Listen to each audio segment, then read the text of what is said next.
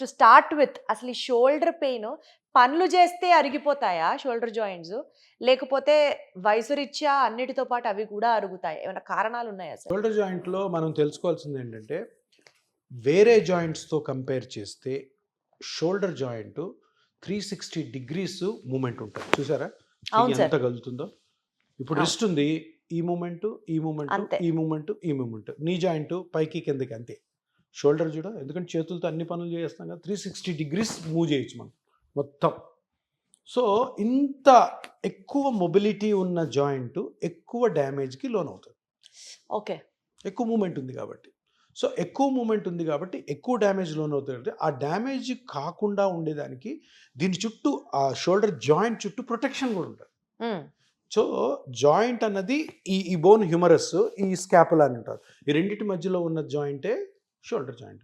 దీన్ని ప్రొటెక్ట్ చేస్తూ అంత మూమెంట్ ఉంది కాబట్టి పడిపోకుండా బోన్స్ చుట్టూ 4 మజిల్స్ ఉంటాయి. సుప్రాస్పైనటస్, ఇన్ఫ్రాస్పైనటస్, సబ్స్కాపులారిస్, టెరిస్ మైనర్. ఇది ప్రొటెక్షన్, పోలీస్ లాగా గార్డ్ చేస్తుంటాయి. సో ఈ షోల్డర్ పెయిన్స్ కారణాలు ఏంటి అంటే, ఒకటి షోల్డర్ జాయింట్ అరిగిపోవడం వయసు రీత్యా, రెండోది యాక్సిడెంట్స్ కానీ ఓకే. స్పోర్ట్స్లో కానీ ఈ 4 మజిల్స్ ఇంజురీ అవ్వడం.